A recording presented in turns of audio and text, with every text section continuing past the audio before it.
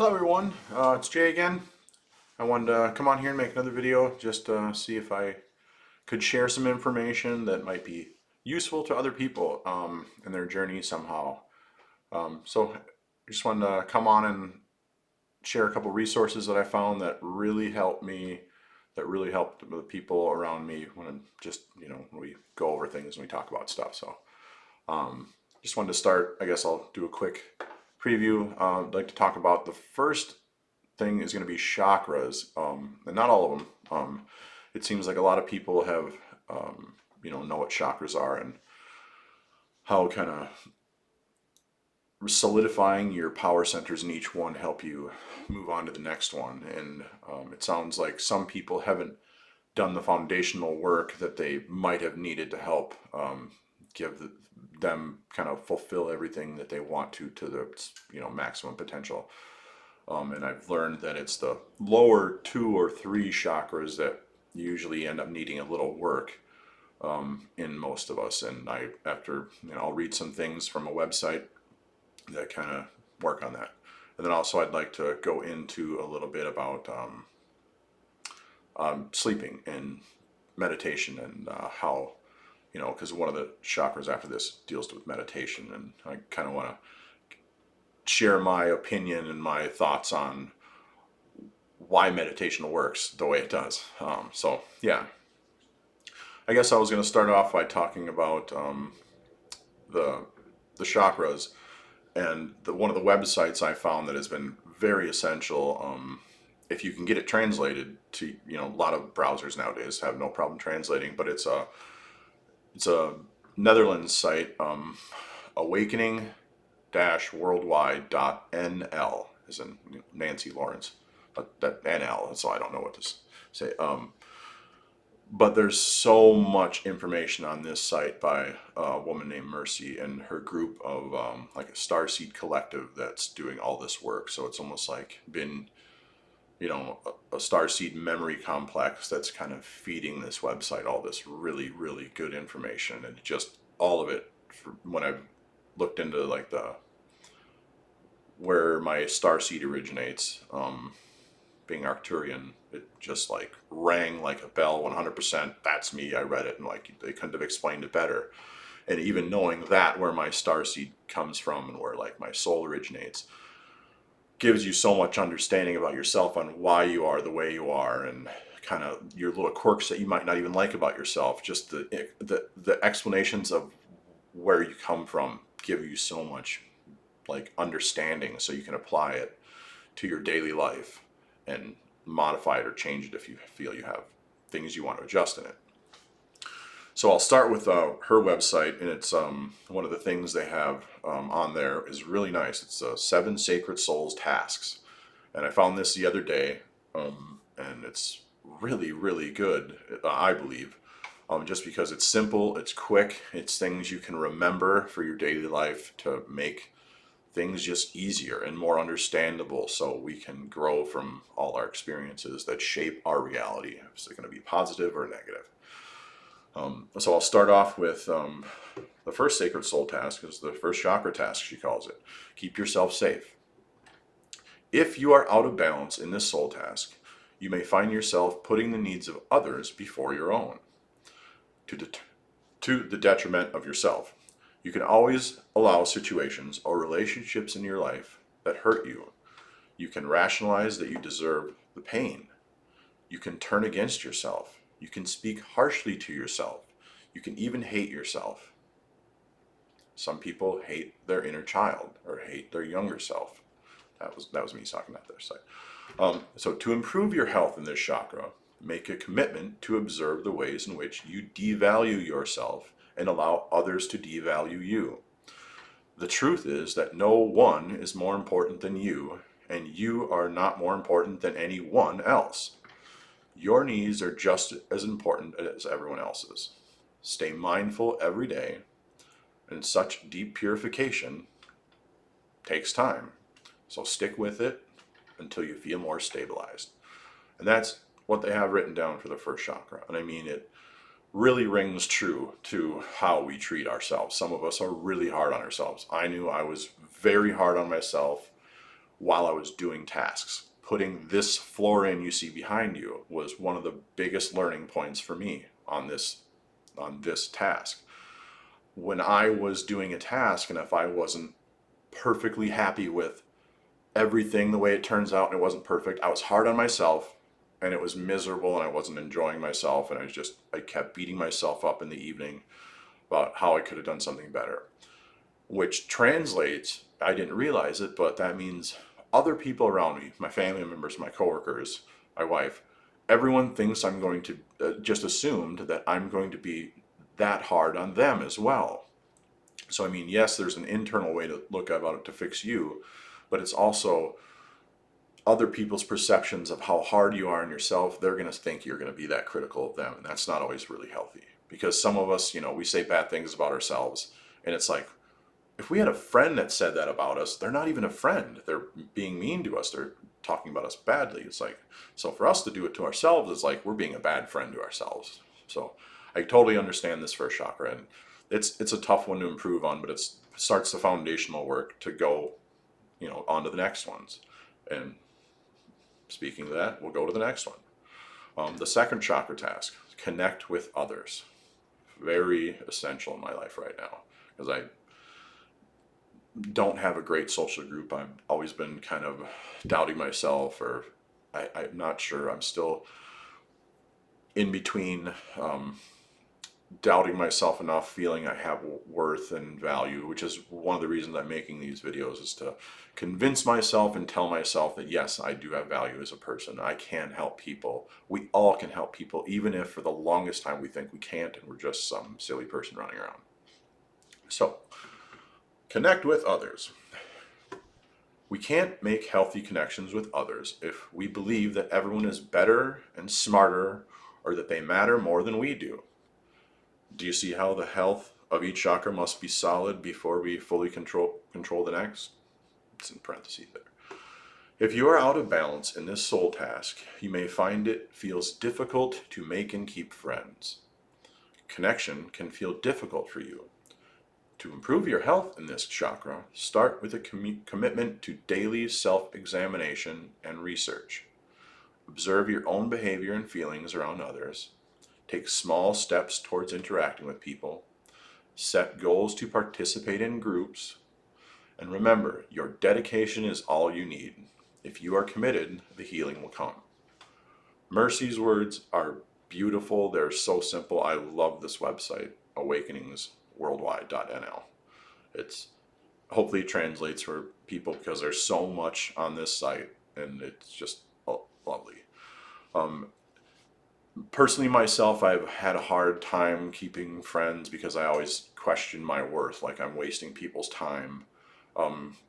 And it's really been a challenge for me, and it's been my family that's helped me realize that I am an important person, that people do, we don't judge each other as much as we think others judge us. We almost judge ourselves more than others do. Sometimes we get wrapped in our head and prevent ourselves from doing things.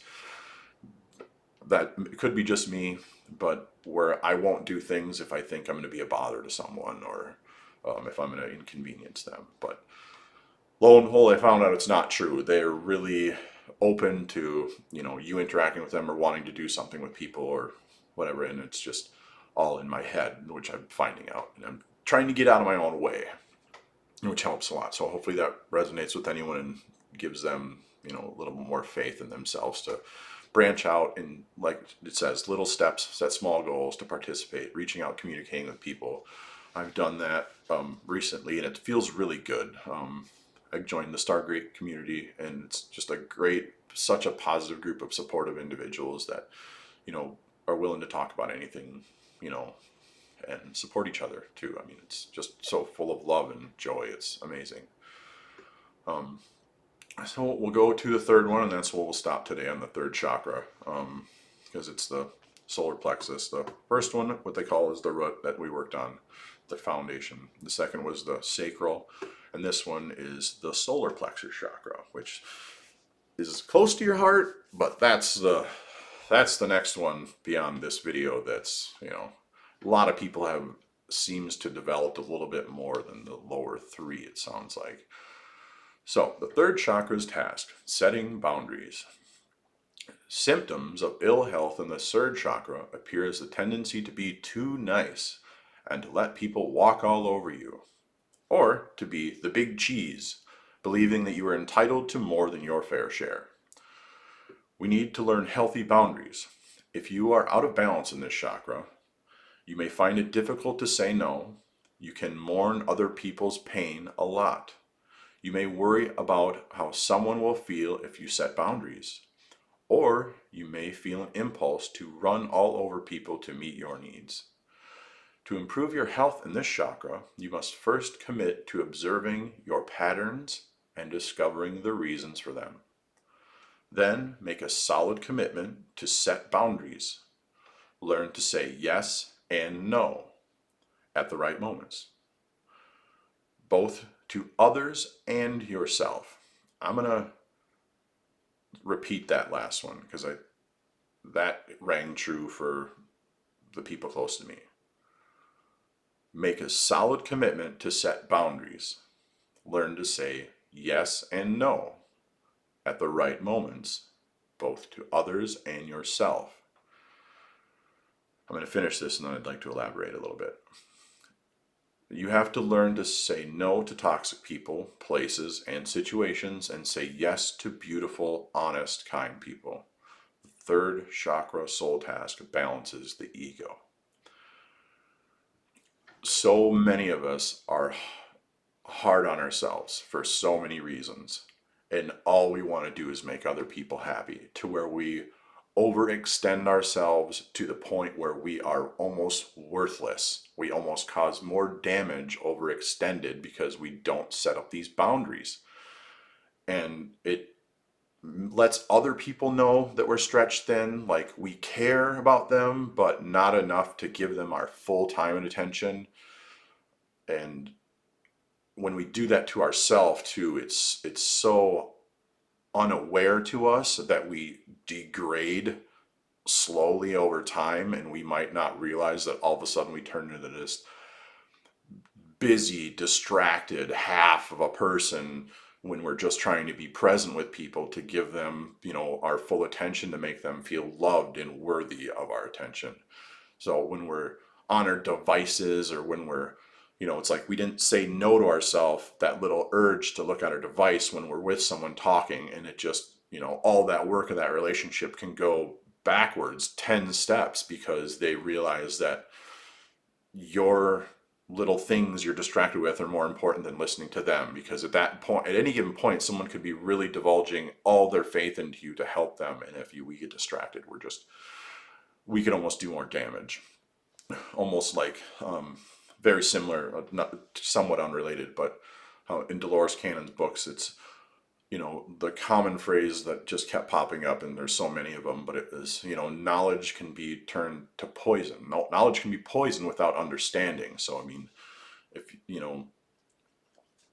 we go to help someone and try and share knowledge with them, but we don't explain it all the way, or half-heartedly, just because we want to say something to them, sound important, but not explain it, then it's not going to do them any good.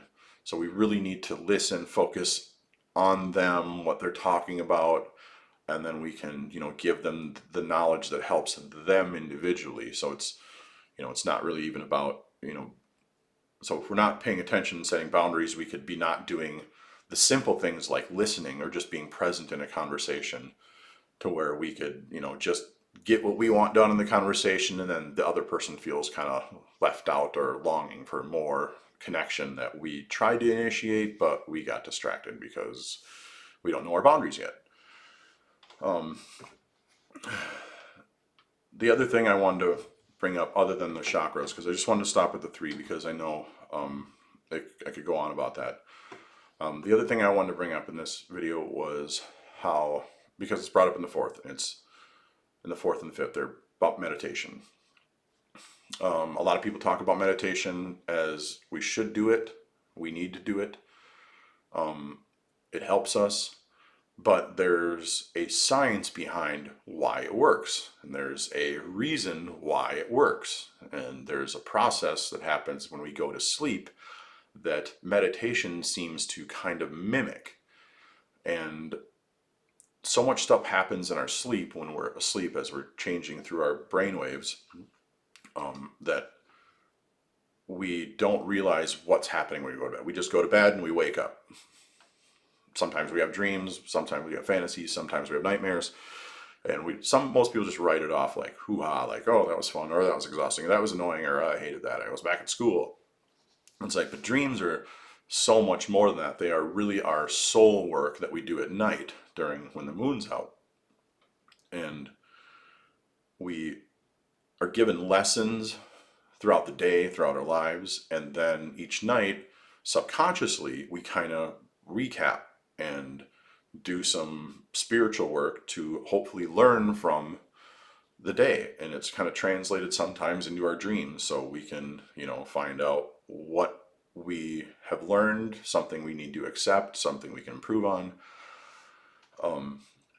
So really pay attention to your dreams, because usually if there's pain or suffering or something scary, it's something that's already gotten to the point where you didn't pick up on the clues ahead of time, where they're your dreams and they're a little lighter. So usually dreams explain a lot if you can remember them. So people talk about journaling your dreams.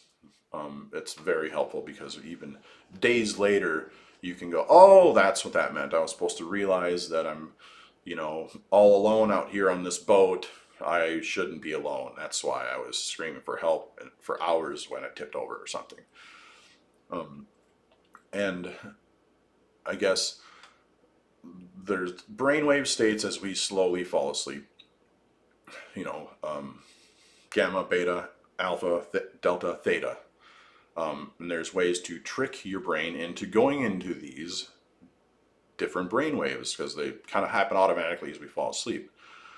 But if we say, sit in one spot, focus on our breathing, calm our mind, our brain waves start to go down, our heart rate decreases, and we kind of simulate sleeping in our brain, which would kind of, I guess, activate a little signal somewhere to the point where it's like, oh, this person's sleeping.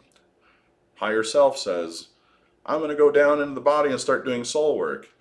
But lo and behold, you're not in bed. You're sitting there meditating. And they're like, this person's trying to contact me. They know what to do. They've taken the time. They're trying to make contact with our higher self, me up here, higher self, soul. So they're like, all right, he wants some information, let's give it to him. He wants some energy to relax, let's give it to him. Let's give it to these people. They're making a conscious effort to contact us. Let's contact them too. We'll be subtle about it, because some people can handle a little more energy than others, but and a little more not influence, but inspiration and intuition, guidance than others. So they give it to us, and then we're kind of on our path to enlightenment, because we've contacted them.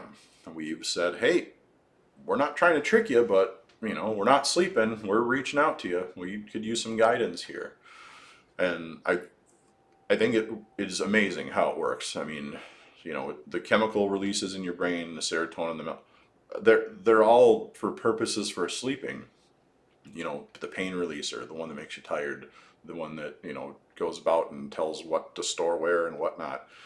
And then there's also the part where your brain's like, all the unresolved issues through the day that you have in your brain, that, like, say you have the weight of carrying something and it's a burden to you. Well, if you don't clear it out of your mind before you go to bed, it moves down and transitions to physical attributes or physical sensations in your body. So then we're going to wake up the next day and your back's going to hurt and you'll be slunched, because you didn't get that weight of something out of your mind, and it just knows to put it somewhere, so it puts it in your body, and now you have like a sore back and you feel like you're carrying something.